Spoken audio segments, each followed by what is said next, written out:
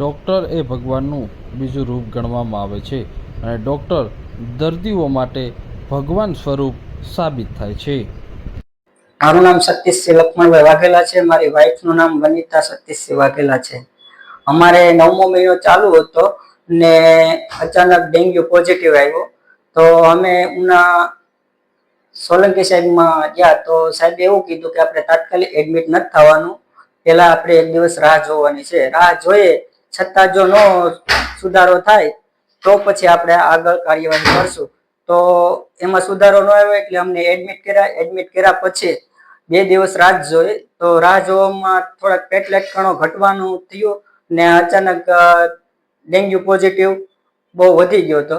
તો પછી ત્યાંથી અમને સાહેબે એવું કીધું હતું કે તમારે બહાર ગમે સેન્ટરમાં જવું પડશે, મોટા સેન્ટરમાં, કારણ કે આ ડેન્ગ્યુ પોઝિટિવ છે ને બીજા નંબરમાં કે પ્રેગ્નેન્ટ છે, બરાબર, એટલે એના માટે તમારે બહાર જવું પડશે. તો અમને ત્યાંથી સાહેબે ચિઠ્ઠી કરી દીધી માલમ સાહેબ ને ફળદુ સાહેબની.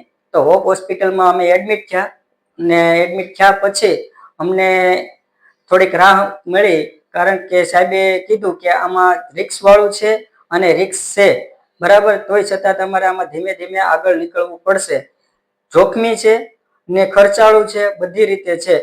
પછી સાહેબે એવું કીધું છે કે આપણે અત્યારે ટ્રીટમેન્ટ ચાલુ કરી દીધી છે ને કેપી ગઢવી સાહેબને આપણે બોલાવીએ ને એ સાહેબ તપાસ કરે પછી કે આપણે આગળ પગલા લઈશું. મેં કીધું વાંધો નહીં. પછી કેપી સાહેબ આવ્યા, તપાસ કરી અને કીધું જો જોખમી છે ને જોખમ વાળું છે ને તે છતાંય આમાંથી આપણે ધીમે ધીમે બહાર નીકળવાનું છે, પણ જોખમ છે તો વાંધો નહીં સાહેબ, મેં કીધું કરી નાખીએ, બરાબર. પછી સાહેબે એની આગળ કાર્યવાહી ચાલુ કરી. તો રાત્રે લગભગ 1:30 વાગે બીડિંગ ચાલુ થઈ ગયું હતું. પછી એનું ઓપરેશન કરીને બાળકને લઈ લીધું ને પછી 2 દિવસ 3 દિવસ એડમિટ રાખ્યા. પછી સાહેબે અહીંયા બોલાવ્યા લાઈફ કેર હોસ્પિટલમાં સાહેબની.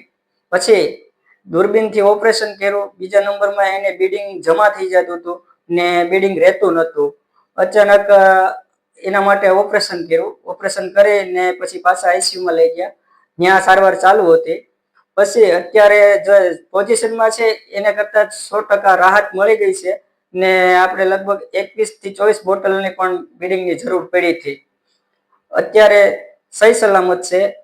વનિતાબેન વાઘેલા જે 9 મહિના પૂરા હતા અને એમને ડેન્ગ્યુ પોઝિટિવ આવ્યું, એટલે છેલ્લા 4-5 દિવસથી એને ફીવર હતો અને ઉના દાખલ હતું. ત્યાં પછી પ્લેટલેટ કાઉન્ટ જે ડેન્ગ્યુમાં ઘટતા હોય છે અને જ્યારે બ્લડ કાઉન્ટ પ્લેટલેટ ઘટે, સામાન્ય રીતે પ્લેટલેટ ઘટતા હોય અને નોન પ્રેગ્નન્ટ હોય તો ઘણાને એમ થતું હોય ડેન્ગ્યુમાં કંઈ નથી હોતું, પણ જ્યારે ડેન્ગ્યુના કાઉન્ટ એકદમ ઘટવા માંડે તો એ જીવલેણ બીમારી થઈ શકતી હોય છે. હવે પ્રેગ્નન્સી સાથે હોય એટલે બે જીવ સાથે રમત ચાલુ હોય કે અંદર રહેલું બાળક અને બેન. એટલે ત્યાંથી જુનાગઢ આવેલા હતા હોપ આઈસીયુમાં ડોક્ટર રમેશ માલમ અને ડોક્ટર ભાર્ગવ ફળદુ પાસે. એટલે પ્રેગ્નન્સી માટે એ લોકોએ મને બોલાવેલો હતો કે સાહેબ એક પેશન્ટ છે, જોવાનું છે. ઓલરેડી 5 દિવસ થઈ ગયા હતા ફીવરને, એટલે અમને એમ કહેવાય ધીરે ધીરે પ્લેટલેટ વધવાના સ્ટાર્ટ થશે, એટલે કન્ઝર્વેટિવ ટ્રીટમેન્ટ માટે વિચાર કરેલો હતો. પરંતુ રાત્રે અમને પાછું એકદમ બ્લીડિંગ થયું અને એ કન્ડિશનમાં એ નોર્મલ દુખાવો કે નોર્મલ ડિલિવરી થવી શક્ય નથી અને સિઝેરિયન કરવામાં પણ એના પ્લેટલેટ 42,000 કાઉન્ટ હતું, એટલે સિઝેરિયન કરવું પણ જોખમી હતું. એટલે ઓલરેડી અમે 4 પ્લેટલેટ અને બ્લડ મંગાવી અને સિઝેરિયન કર્યું. સિઝેરિયન સફળતાપૂર્વક પૂરું થઈ ગયું, પણ ચેલેન્જ પૂરી થતી હતી નહીં, એમ કે બીજે દિવસે એના પ્લેટલેટ કાઉન્ટ ઘટીને 21,000 જેટલા થઈ ગયા. હવે જેમ જેમ દિવસો 2 દિવસ ગયા એમ પ્લેટલેટ ઘટવા માંડ્યા. એચબી બ્લડ આપવા છતાં પણ વધતું ન હતું, એટલે એક ચિંતાનો વિષય થયો કે ક્યાંય બ્લીડિંગ ચાલુ હોવું જોઈએ, પણ બ્લીડિંગ એસ જ નીચેથી કે પેટમાં ક્યાંય આવતું નહોતું. સોનોગ્રાફી કરી એની અંદર પણ સિગ્નિફિકન્ટ બ્લડ નહોતું, પણ થોડું બ્લડ અંદર પેટની કેવિટીની અંદર હતું. એટલે ફરીથી અમે 13 માર્ચના રોજ અમે એની પેશન્ટને અમારી હોસ્પિટલ શિફ્ટ કરી અને લેપ્રોસ્કોપી કરી કે જેની અંદર બ્લડ હોય તો આપણને ઇઝીલી બહુ જ મિનિમમ ઇન્વેઝિવ પ્રોસિજરથી થઈ શકે કે આખું પેટ ખોલવું ન પડે. તો એની અંદર બહુ સિગ્નિફિકન્ટ બ્લડ ન લાગ્યું, પરંતુ જે એના ઘરના ટાંકા હોય ત્યાં એક આખો ગઠ્ઠો જામેલો હતો, જેથી કરીને અમે આખા પાસે સ્ટીચ ખોલ્યા. એની અંદરથી અરાઉન્ડ 250-300 ml જેટલું બ્લડ ક્લોટ્સ કે જે રેક્ટસ સીથની નીચે ભેગો થયેલો હતો, રેક્ટસ સીથ હિમેટોમા કહેવાય, એ કાઢ્યો. અને પછી રીસુચરિંગ કરી અને પેશન્ટને વેન્ટિલેટર સાથે જ અમે આઈસીયુમાં પાછું શિફ્ટ કર્યું. હવે છતાં પ્લેટલેટ તો ત્યારે પણ ઓછા હતા. જે પણ પ્લેટલેટ ચડાવતા હતા એ બ્લીડિંગ થતું હતું અને આ ક્લોટ્સ હતો એમાં કન્ઝ્યુમ થઈ જતા હતા, એટલે શરીરમાં કોઈ પ્લેટલેટ વધતા ન હતા. પેશન્ટને યુરિન ને એ પણ ઓછું હતું હતું, બ્લડ પ્રેશર ઓછું હતું, એટલે નોરેડ્રેનાલિન એને સપોર્ટ ઉપર હતું. ધીરે ધીરે વેન્ટિલેટર ઉપર રાખ્યું. 2 કે 3 દિવસ વેન્ટિલેટર ઉપર રાખવાનો પ્લાન હતો, પરંતુ પેશન્ટને કોઈ પણ તકલીફો કુદરત પીછો છોડતી ન હતી કે ઓપરેશનના 3જા દિવસે ફરીથી એને વિથ વેન્ટિલેટર હાઇપોક્સિયા થયું, અને એ પણ ત્યારે ડોક્ટર ભાર્ગવ ફળદુ અને માલમ સાહેબ ત્યાં જતા રાત્રે મેનેજ કરી લીધું. પણ એને લીધી ખેંચાચકી આવી, એની સારવાર કરી, ન્યુરોફિઝિશિયનની સારવાર કરી. ટોટલ આ સારવાર દરમિયાન લગભગ 8 પીસીવી એટલે બ્લડ, 8 ઘટક એટલે પ્લેટલેટ અને 6 એફએફપી એટલે ટોટલ 24 જેટલા બ્લડ ચડાવ્યા. વેન્ટિલેટર ઉપર રાખ્યું, ટ્રેક્યુસ્ટોમી કરી.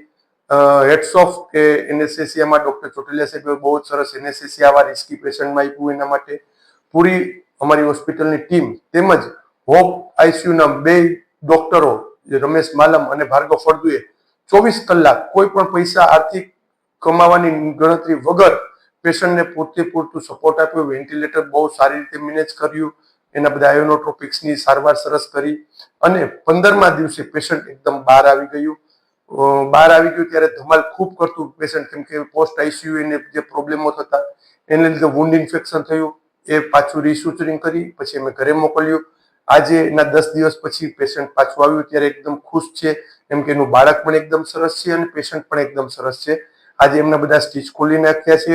આજે અમને એકદમ આનંદ થાય છે કે જે કદાચ રાજકોટ, અમદાવાદ ગયું હોત તો આર્થિક રીતે પૂરું થઈ ગયું હોત, ઘણો બધો ખર્ચો વધી ગયો હોત. જે અહીંયા એકદમ નજીવા ખર્ચે, કેમ કે જુનાગઢ નાનું સેન્ટર છે અને પેશન્ટ સાથે માનવતાના અભિગમ સાથે આપણે ન કમાવાનો માત્ર ખર્ચ જે થાય એટલા ખર્ચમાં જ આ પેશન્ટનું ઓપરેશન કરી દીધું છે. બસ પેશન્ટનો આવો વિશ્વાસ મળી રહે એ જ અમારા માટે મોટી વસ્તુ છે. Thank you.